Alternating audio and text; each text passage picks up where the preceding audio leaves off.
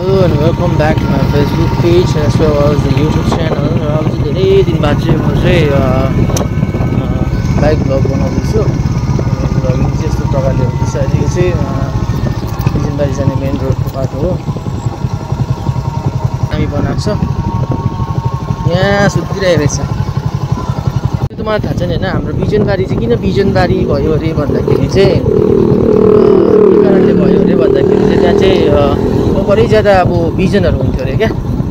अनि यहाँबाट चाहिँ सबैजनाहरूले उयोहरू लान्थ्यो अरे, सागसब्जीहरू उकालो लान्थ्यो अरे बिजनबारीबाट।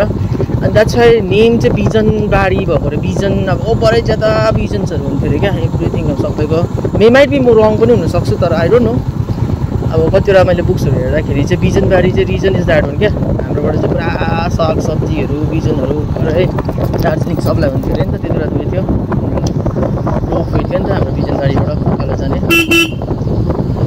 यसरी जोकेर आउनुपर्छ होइन। अहिले केटाहरू यस्तो कुदाउँछ, अहिले देखिहाल्नु होला। अब गल्ती अहिले त्यहाँ ठोकिनु, गल्ती अहिले हाम्रै भन्छ क्या।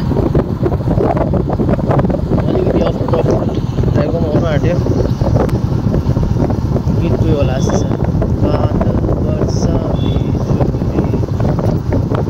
यो चाहिँ 12 गोलाई भनिँदो रहेछ यसलाई चाहिँ है।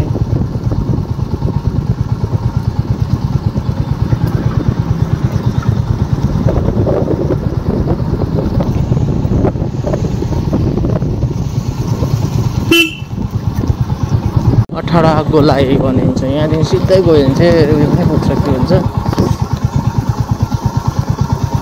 तपाईँको उयो रक गार्डन होइन।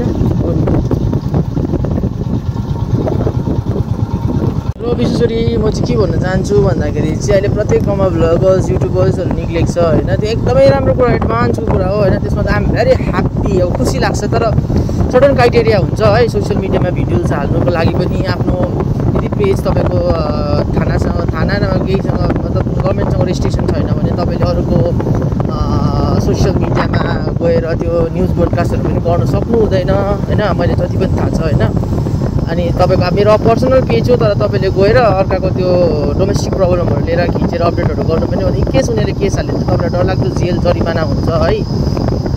जस्तै 7 वर्ष जस्तै जेल होला, may might be 7 lakh approx जस्तै उयो होला, जरिमाना तिर्नुपर्छ होइन। त्यो कुरा पनि विशेष गरी याद राख्नुपर्छ होइन।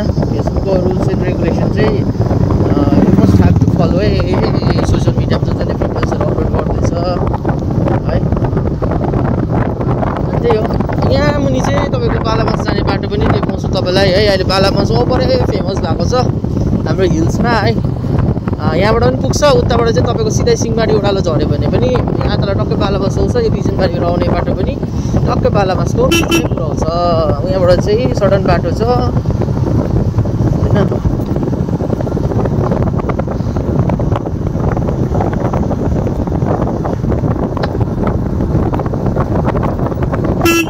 यहाँदेखि चाहिँ तपाईँहरू बालामास जानु सक्नुहुन्छ। यो जग्गा हो बालामास।